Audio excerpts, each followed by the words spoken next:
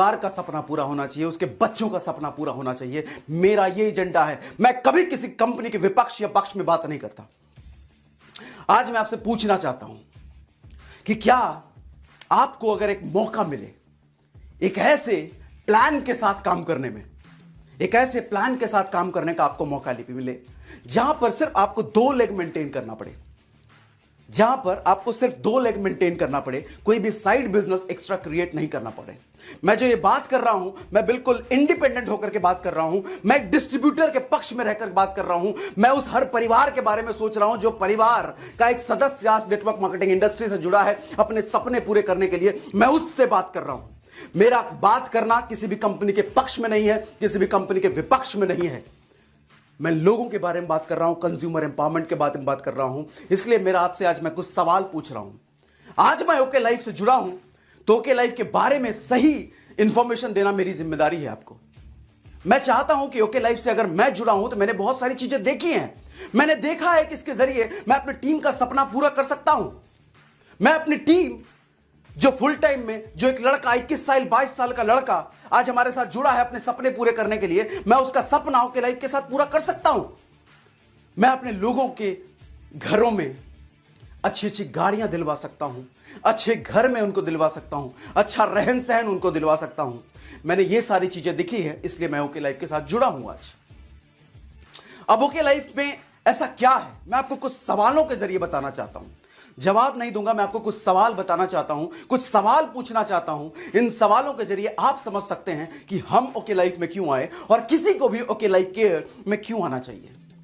पहला सवाल मेरा, जैसे मैंने आपसे पूछा, अगर आपको मौका मिले सिर्फ 2 लेग के बिजनेस प्लान में काम करने के लिए, सिर्फ 2 लेग, कोई भी एक्स्ट्रा बिजनेस, कोई तीसरा लेग, चौथा लेग आपको डालने की जरूरत ना पड़े, बिजनेस आसान होगा या मुश्किल, आप बताएं।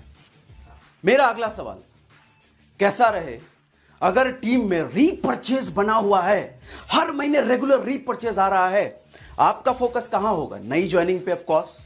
जब आपका मैक्सिमम फोकस सिर्फ नई ज्वाइनिंग पे है क्योंकि रीपर्चेज तो आ रहा है, आपका बिजनेस आसान होगा या मुश्किल होगा? मेरा अगला सवाल, अगर प्लान ऐसा हो जिसमें डेप्थ कटिंग ना हो, डेप्थ कटिंग कहने का मतलब आपके पास कंडीशंस नहीं हो, आपको सिर्फ 3 लेग तक या 4 लेग तक या 5 लेग तक पैसा मिलेगा, उसके नीचे नहीं मिलेगा, क्योंकि डेप्थ तो अपने आप जाता है जी। कंपनी मीटिंग करती है, सेमिनार करती है, कंपनी बड़े बड़े फंक्शंस करती है, तो डेप्थ तो अपने आप जाएगा जी। लेकिन वो डेप्थ डिस्ट्रीब्यूटर का कट जाता है। मैं एक ऐसे प्लान की बात कर रहा हूं जहां पर डिस्ट्रीब्यूटर का डेप्थ ना काटा जाए, अनलिमिटेड डेप्थ तक पैसा आए। कैसा रहेगा? मेरा अगला सवाल, कैसा रहे जब डाउनलाइन आपके बराबर लेवल पे आ जाए, तो उस वक्त आपको सरवाइव करने के लिए, इनकम लेने के लिए कोई extra business, extra leg open करने के लिए ना कहा जाए। बिजनेस आसान होगा या मुश्किल होगा? कैसा रहे? मेरा अगला सवाल है आपसे, कैसा रहे अगर सिंगल लेग स्पॉन्सर जिसको आपने किया है उस लेग से भी आपको पैसा आए, बिना कोई मैचिंग, बिना कोई क्राइटेरिया मीट करे हुए, सिर्फ और सिर्फ सिंगल लेग्स से भी आपको पैसा आए, और वो भी अनलिमिटेड पैसा आए? कैसा रहेगा? मेरा अगला सवाल, कैसा रहे कि आप एक ऐसे बिजनेस प्लान के साथ काम करो जो बिजनेस प्लान एक 10 साल के बच्चे को भी 10 मिनट में समझ में आ जाए। मैंने क्या कहा? 10 साल के बच्चे को 10 मिनट में समझ आ जाए। इतना आसान बिजनेस प्लान के साथ काम करो। ये इतना आसान बिजनेस प्लान होने की वजह से डुप्लीकेबल प्लान होता है ये, और जब प्लान डुप्लीकेबल होता है तो प्लान प्रेजेंटर बढ़ जाते हैं टीम में। प्लान प्रेजेंटर बढ़ जाते हैं तो लोगों की ज्वाइनिंग बढ़ जाती है, और जब ज्वाइनिंग लोगों की बढ़ेगी तो बिजनेस बढ़ेगा या कम होगा? यानी बिजनेस आसान होगा या बिजनेस मुश्किल होगा? आप बताएं।